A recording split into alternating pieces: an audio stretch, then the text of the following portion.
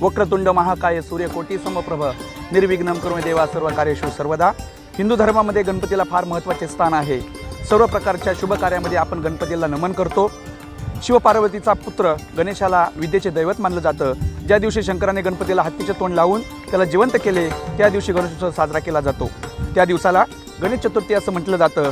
त्यानंतर 11 दिवस चालणारा हा उत्साह अनंत चतुर्थीला म्हणजेच आज या ठिकाणी विसर्जनानंतर संपणार आहे। हा उत्सव महाराष्ट्र, गुजरात, आंध्र प्रदेश हा सण उत्साहामध्ये साजरा केला जातो। 1892 मध्ये लोकमान्य बाळ गंगाधर टिळक यांनी हा गणेशोत्सव पुण्यामध्ये सर्वप्रथम सुरू केला।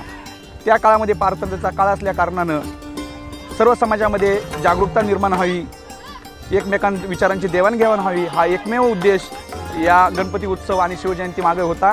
आमच्या कॉलनीमध्ये स्वराज्य कला व क्रीडा मंडळाच्या वतीनं वर्ष पहिलं गणेश मंडळाची या ठिकाणी स्थापना केली।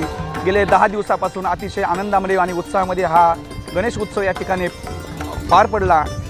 याबद्दल सर्व कॉलनीच्या वतीने मी सर्वांचे आभार मानतो। धन्यवाद।